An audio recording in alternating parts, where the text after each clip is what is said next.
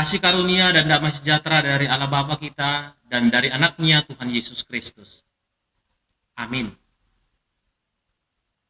Selamat bertemu kembali dalam ibadah pertangyangan sektor di Kuria Kristen Batak Protestan HKBP Mempawah. Yang dalam kesempatan ini saya menyapa saudara-saudara yang terkasih di dalam nama Tuhan dengan firman Tuhan yang akan menjadi renungan dan pegangan dalam kehidupan kita. Hari ini kita akan mendengarkan firman Tuhan yang diambil dari kitab Wahyu pasal 7, mulai dari ayat pertama sampai dengan ayatnya yang ketiga. Demikian firman Tuhan. Orang-orang yang dimateraikan dari bangsa Israel.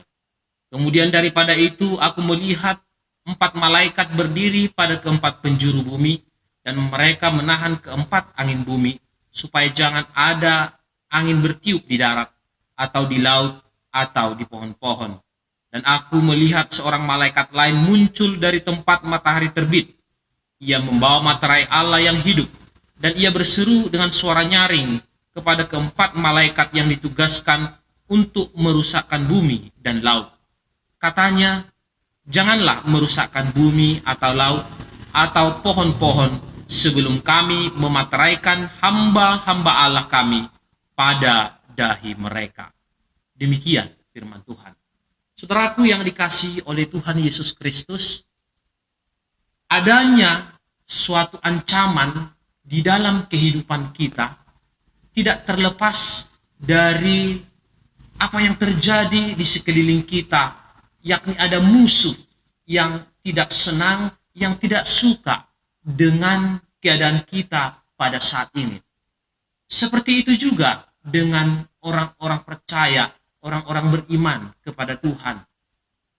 Selalu akan ada tantangan, selalu ada akan hambatan, selalu akan ada cara untuk membuat orang-orang percaya beralih atau berbalik daripada Tuhan dan tidak setia kepada Tuhan. Melalui cobaan yang dihadapi orang percaya, diuji seberapa kuatnya kesetiaan mereka kepada Tuhan. Terlebih di tengah-tengah kehidupan yang Tuhan ciptakan bagi kita. Seperti yang diungkapkan oleh Wahyu dari Yohanes yang melihat adanya kekuatan jahat yang akan merusak seluruh semesta atau ciptaan Tuhan itu sendiri. Dan dalam pemaparan Wahyu Yohanes ini digambarkan bagaimana kuasa kejahatan itu akan menghancurkan dan mengalihkan semua apa yang ada di bumi yang diciptakan oleh Tuhan tersebut. Tentu tujuannya adalah supaya kekuatan jahat itu, kekuatan yang tidak baik itu berkuasa atas ciptaan Tuhan. Dan kita tahu siapa dia itu, yakni si iblis, si setan, penggoda manusia. Dengan adanya kuasa kejahatan ini, dan bila kita takluk kepadanya, maka kita akan dimanfaatkan oleh kuasa kejahatan atau iblis ini, sehingga dengan keinginan-keinginan yang ada pada kita, dia pakai untuk membuat kita menjadi manusia yang berdosa. Membuat kita kemudian menjadi tamak dan serakah. Dengan keinginan kita yang ini dan itu, iblis tahu kebutuhan kita, dia pun ingin merusak hubungan kita dengan Tuhan. Dan itu terjadi juga kepada Tuhan Yesus Kristus saat dia mengalami pencobaan di padang gurun. Dengan kuasa kejahatan, dia menawarkan segala dunia ini dan kuasanya, asal Yesus tunduk kepadanya. Tuhan tidak mau tunduk kepada kuasa kejahatan. Tentu sebagai orang yang beriman, kita diuji dalam situasi ini. Apa kita takluk dengan kuasa kejahatan yang tahu akan kebutuhan dan keinginan kita? Atau sebaliknya, dengan yang terjadinya segala kuasa kejahatan itu yang ingin membuat kita jauh daripada Tuhan, dengan memenuhi segala kebutuhan kita, apakah kita justru semakin bertahan kepada Tuhan?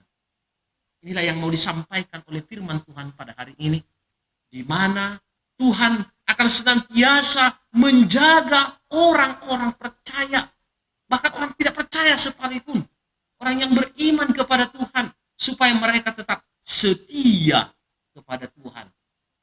Supaya mereka atau kita ini tidak jatuh ke dalam dosa yang besar dengan hanyut dalam godaan si jahat, sehingga kita merusak ciptaan Tuhan yang maha besar ini oleh karena segala keinginan kita. Itu sebabnya Tuhan mengirimkan malaikatnya.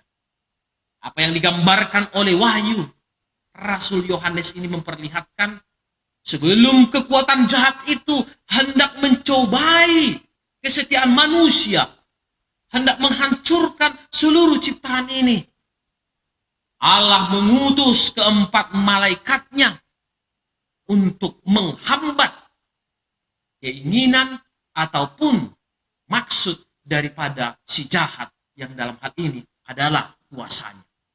Itu yang kita dengarkan tadi di ayat yang pertama, dikatakan, aku melihat 4 malaikat berdiri daripada keempat penjuru bumi, dan mereka menahan keempat angin bumi, supaya jangan ada angin bertiup di darat dan di laut dan pohon-pohonan. Dan aku melihat seorang malaikat yang muncul dari tempat matahari terbit. Ia membawa materai Allah yang hidup, dan ia berseru dengan suara nyaring kepada para malaikat yang ditugaskan. Katanya, janganlah merusak bumi dan laut dan pohon-pohon sebelum kami memateraikan hamba-hamba Allah kami pada dahi mereka. Jadi sebelum adanya kerusakan, penghancuran dari kuasa kejahatan, Tuhan akan memberikan dan menunjukkan kuasanya. Dia mengasihi kita. Dia tidak mau orang-orang yang diciptakan, manusia yang diciptakan, ciptaan yang diciptakannya ini hancur begitu saja oleh kuasa kejahatan. Tuhan akan memenangkan kita supaya kita tidak hancur dan tidak musnah dan tidak binasa oleh dosa dan oleh kuasa kejahatan.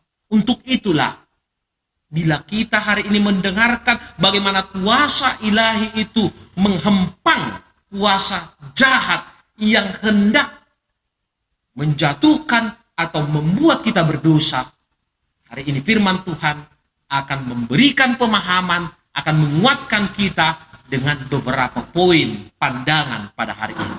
Yang pertama, kita akan tahu bahwa hari ini Tuhan masih menjaga kita.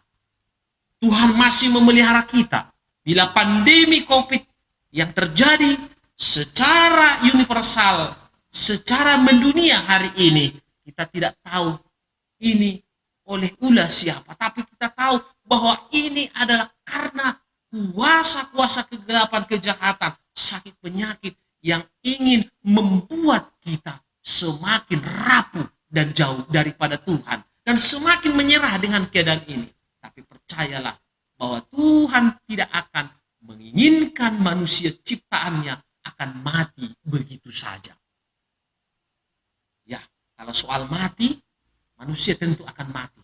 Tetapi Tuhan menginginkan bahwa kalau kita mau mati, tapi matilah secara berkualitas. Mati secara berkualitas itu maksudnya apa? Ya, kita meninggalkan dunia ini ya, tanpa mati atau meninggal secara bodoh. Misalnya banyak orang yang meninggal tidak pada waktunya. Karena narkoba, dia konsumsi obat-obatan, mabuk-mabukan, sehingga merusak dirinya. Ini disebut dengan mati konyol, mati pada tidak waktunya. Tetapi kita memenangkan semua perjalanan kehidupan kita. Tuhan menyertai kita. Yang kedua, dari firman ini mau diingatkan dan disampaikan kepada kita bahwa Tuhan menjaga kita dan akan senantiasa memelihara kehidupan kita. Jaminan perlindungan dan pemeliharaan Tuhan itu ditunjukkan melalui perkataannya yang mengatakan bahwa Tuhan akan memateraikan hamba-hamba Allah kami pada dahi mereka. Jadi Tuhan akan memberikan sebuah tanda sebagai jaminan kepada kehidupan kita supaya kita tidak mati oleh kuasa kejahatan. Jadi di dalam pemahaman kita Kristen, tanda itu adalah melalui baptisan. Jadi setiap orang yang sudah dibaptis, dia telah dimateraikan dalam nama Tuhan Yesus Kristus. Nama dalam Allah Bapa dan Roh Kudus. Dengan baptisan kita menjadi pewaris kerajaan Allah. Itu merupakan tanda dan jaminan keselamatan bagi orang-orang percaya.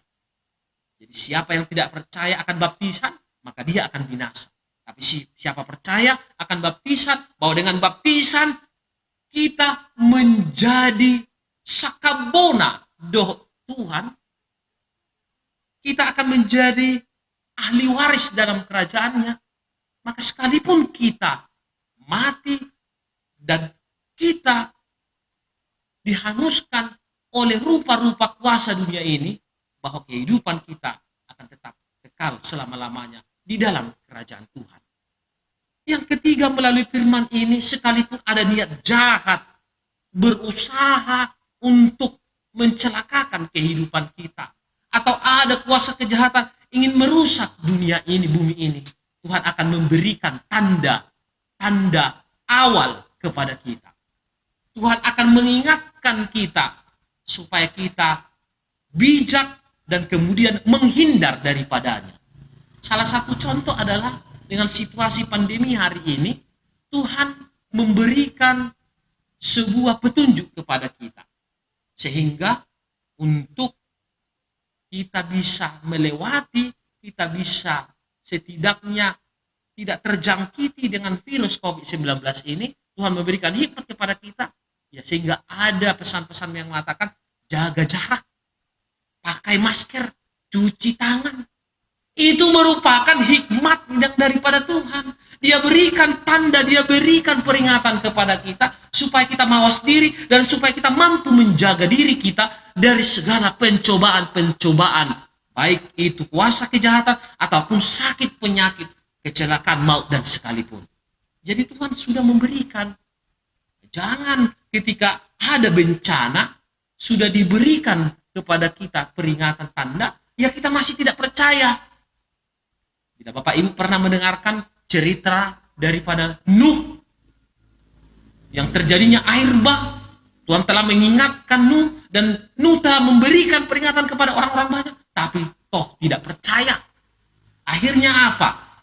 Ya, mati semua orang yang tidak mendengarkan dan yang selamat hanya Nuh dan keluarganya. Demikian juga dengan pandemi hari ini. Pemerintah dengan pemikiran dari para kaum bijak telah menyampaikan supaya kita menjaga seluruh kondisi kehidupan kita melalui jaga jarak, pakai masker, cuci tangan dan sebagainya. Nah, apakah kita mau turut atau tidak? Karena banyak orang yang bebal tidak mau mengindahkan, sehingga apa yang terjadi? Yang terjadi justru mencelakakan dirinya bahkan orang lain.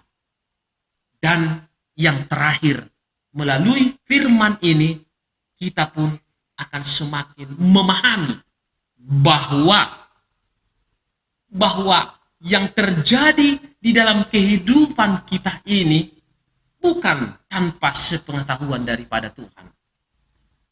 Dan bila pun kuasa kejahatan hari ini, bencana yang silih berganti yang terjadi hari ini, bukan berarti bahwa Tuhan tidak tahu. Tetapi Tuhan ingin menguji kehidupan percaya orang-orang beriman, apakah kita tetap setia dan taat hingga pada akhirnya. Nah, kita sebagai orang yang percaya, jangan hanya sebagai orang yang beragama, yang mempunyai identitas sebagai Kristen, tetapi kita juga memiliki sebuah tanggung jawab moral dan rohani kepada dunia ini dan kepada seluruh ciptaan Tuhan. Bila kita mendengarkan khotbah-khotbah di minggu yang lalu tentang bagaimana kita untuk memelihara ciptaan Tuhan, dan kitab Kejadian 1 dikatakan oleh firman Tuhan bahwa kita dituntut bertanggung jawab untuk mengusahakan bumi ini. Mengusahakan bumi ini dengan sebaik-baiknya, tidak tamak. Seperti khotbah di minggu pertama Trinitatis yang menyatakan tentang orang kaya yang bodoh. Jadi kita haruslah menjadi pribadi yang mampu untuk memberikan keberlangsungan, memelihara keberlangsungan ciptaan dan dunia ini sehingga kedepannya akan semakin lebih baik lagi. Dan manfaatnya adalah untuk kehidupan anak cucu kita di masa yang akan datang. Semoga Tuhan menguatkan kita dan memberikan kita kesempatan hari ini sebagai umat percaya pilihannya untuk menjalankan amanah yang diperintahkan